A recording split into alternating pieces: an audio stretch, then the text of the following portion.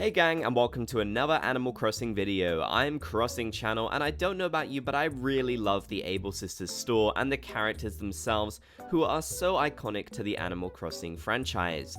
This is such a cute little place to come and get a bunch of different designs that you can wear around your island, and without them we honestly would be looking super plain, so we definitely owe the Able Sisters a lot. But there's actually a lot of really fun secrets about these characters and the building itself that I've always wanted to talk about on this channel. I've recently done secrets for Nook's Cranny and also the museum, so I thought it'd be time to check in on our favorite hedgehog sisters. So let's get straight into these secrets. Number 1. Sables Patterns. Whether you come into the Able Sisters building on the same day, the same hour, or even the same 30 seconds, Sable will be sewing a different pattern each and every time.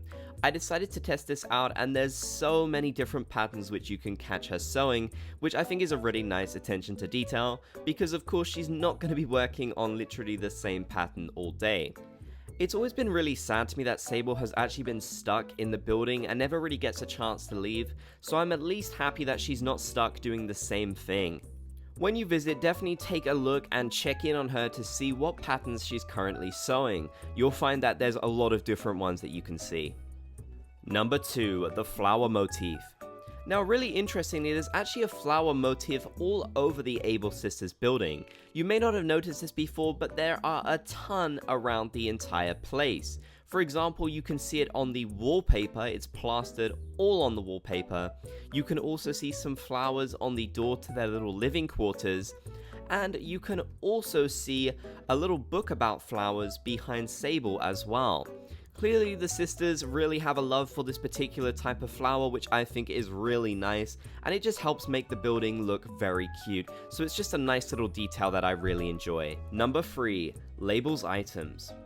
When you talk to Label and you do her little fashion check, which is a really fun little mini game that I honestly thought is super underrated in Animal Crossing New Horizons, you'll be able to unlock new items from her, and some of them are really cool looking. Now, interestingly enough, when you unlock new items from her, they'll actually start to appear in the Able Sisters building, and you'll be able to purchase them from there anytime you like, which is really great as it'll allow you to get lots of different color variations of the item as well. So basically, this is a neat way to kind of expand the Able Sisters inventory, so you're not just seeing the same items every single time.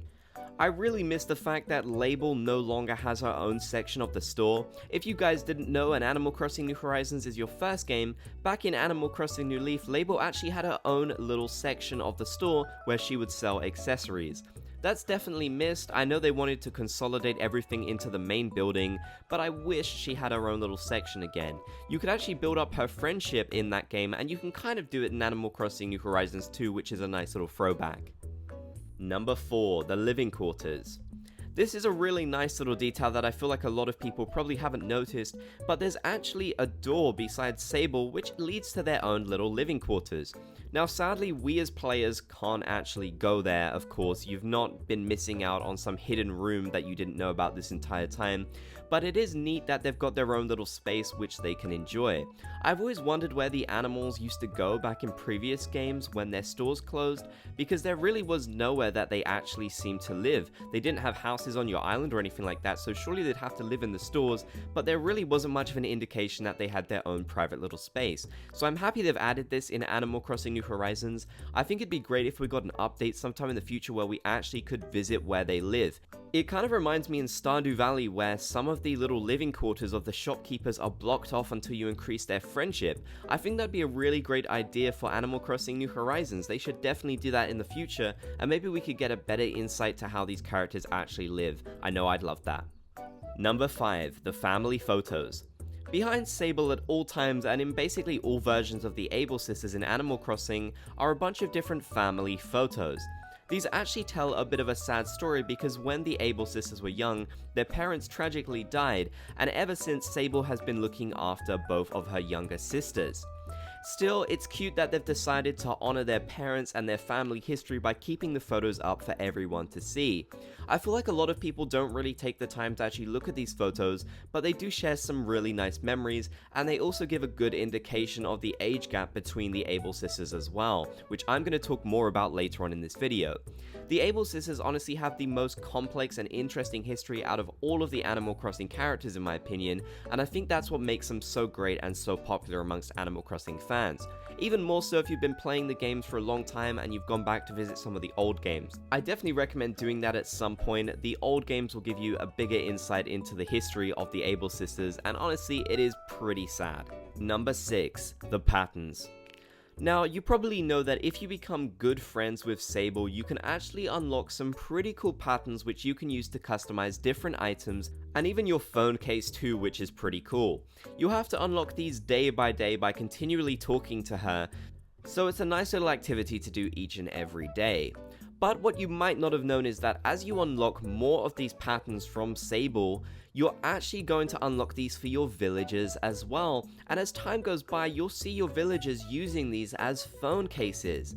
This is something that I only learned recently, and I think it's super cool that your villagers can actually kind of change their phone cases as well. It's almost like as you unlock more patterns, your villagers get a cool little upgrade as well. So it's nice to see that we're not the only ones who use these patterns around the island. Your villagers can actually enjoy them too. Keep an eye out for your villagers' phone cases, as sometimes you'll see them snapping little photos around the island. Number 7. Nook Scissors? In previous Animal Crossing games, it was kind of hinted at that Sable and Tom Nook actually had some kind of romantic connection when they were younger, and that Tom Nook decided to pursue his dreams by going to the city, while Sable kind of stayed behind. However, Tom Nook has always been a bit of a softie and actually gave Sable a really cute gift for her birthday, which was a pair of scissors. Now, interestingly enough, there is a pair of scissors behind Sable at all times in the Able Sisters store.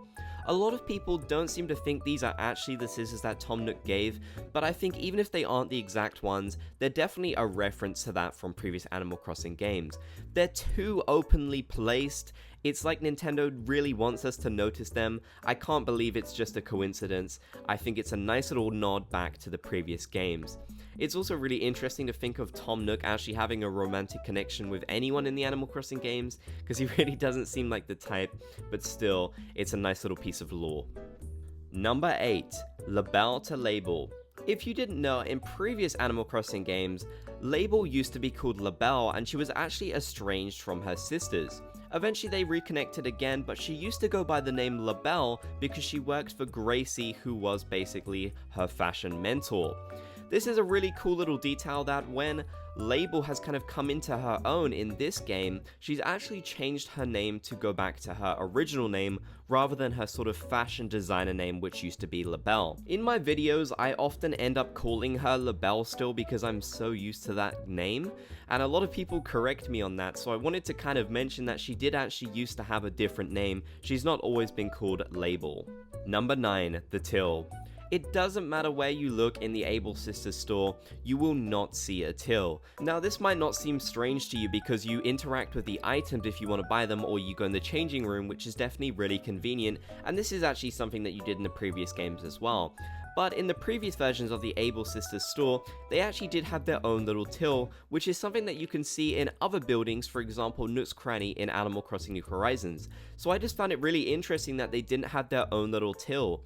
I know it wouldn't actually be functional in the game, but Nintendo likes to add these as a little detail to make the store feel more alive. So I just found it really interesting that they've kind of moved more away from that in this particular version of the Able Sisters. The Sisters. So a lot of people are probably wondering what the age difference between the Able Sisters is. They all look pretty similar in age, but of course they have their own unique designs as well, so it can be kind of hard to tell where they place. Well, it turns out that Sable is actually the oldest sister, and like I mentioned earlier, she's basically been looking after her younger sisters her entire life, which is quite admirable. Then there's Label, which is actually the middle sister. I guess she didn't feel as close to her sisters in the past, so she decided to try and move on with her life and do her own thing, but eventually they all reconnected and they're super close once again, which is really nice. Now, you probably noticed this, but Mabel is actually the youngest sister, and she's the most outgoing of the three. She's definitely a bit more immature than her sister Sable, and you'll notice this when they interact sometimes, but I honestly love all three of these characters equally. They've got such great stories, and I think they make the Animal Crossing series just that much more lovable. So I'd love for you guys to let me know in the comments section down below how many of these Able Sisters secrets did you know, and what do you think of the Able Sisters in Animal Crossing? I'd love to hear your thoughts, and if you made it to the end of the video, be sure to comment Bob's Gang down below so I know you did. If you enjoyed, be sure to leave a like, and if you haven't already, be sure to subscribe and turn on channel notifications for more Animal Crossing videos. If you want to help support me and my channel, click the join button down below the video or the link in the description to become a channel member and a member of the Bob's Gang. You can get a whole bunch of really cool perks for doing so, such as exclusive emojis, a badge by your name, exclusive content and posts, and so much more, so be sure to check that out.